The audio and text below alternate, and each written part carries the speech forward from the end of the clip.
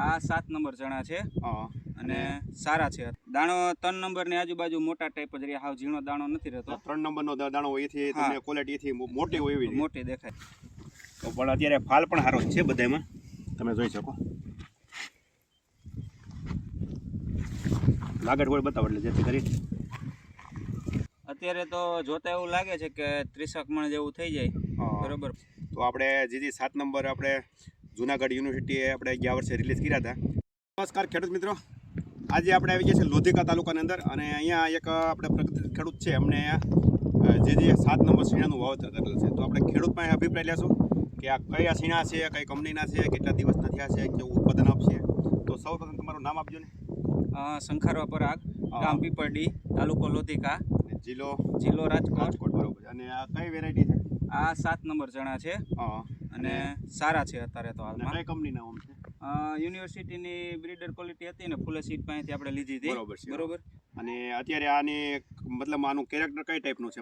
ઉભડા છે, આડા છે, અર્ધવેળ ટૂંકમાં ઉભા ટાઈપ થાય છે.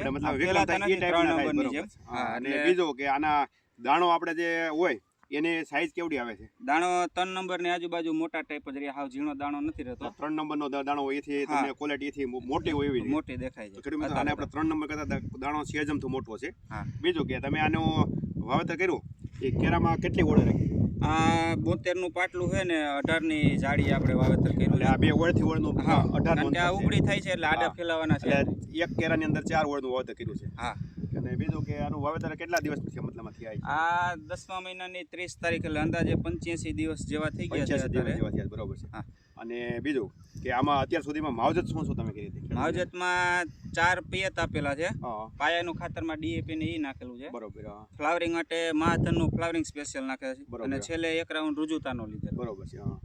અને અત્યારની પરિસ્થિતિમાં તમે ગણો તો આપણે ખાવા દાણા હોય ને એ ટાઈપના અત્યારે થઈ ગયા છે. નજીકથી બતાવજો ફાલ આપણે, નહીતર આ વર્ષે શું છે ફાલ અમુકને ખેડૂતને ઓછા આવ્યા છે. તો પણ અત્યારે ફાલ પણ સારો જ છે બધામાં, તમે જોઈ શકો. લાગડ કોઈ બતાવો એટલે જેથી કરી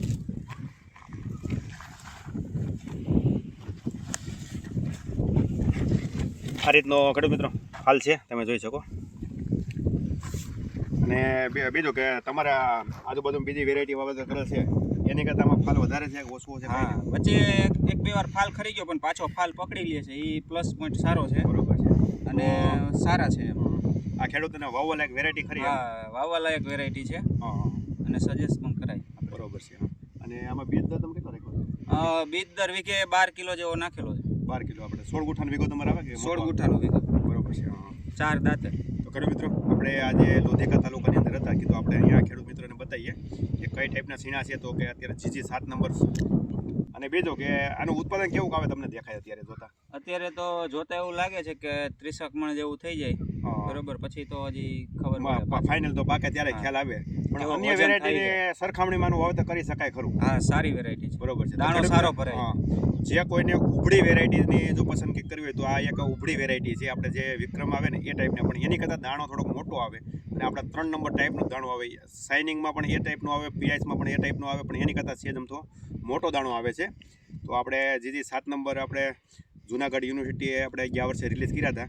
તો આ વખતે પરાગભાઈએ ફૂલે સીટ્સમાંથી આ બિયારણ બીડરનું હતું ત્યાંથી લઈ અને એનું વાવેતર કરેલું છે. તો તમારે પણ આનું વાવેતર કરવું હોય તો તમે પણ કરી શકો. તો બસ આજે આટલું. નમસ્કાર. નજીકના ડીલરનું સરનામું અને કોન્ટેક્ટ નંબર મેળવવા માટે નીચે આપેલા નંબર પર સંપર્ક કરો. ધન્યવાદ.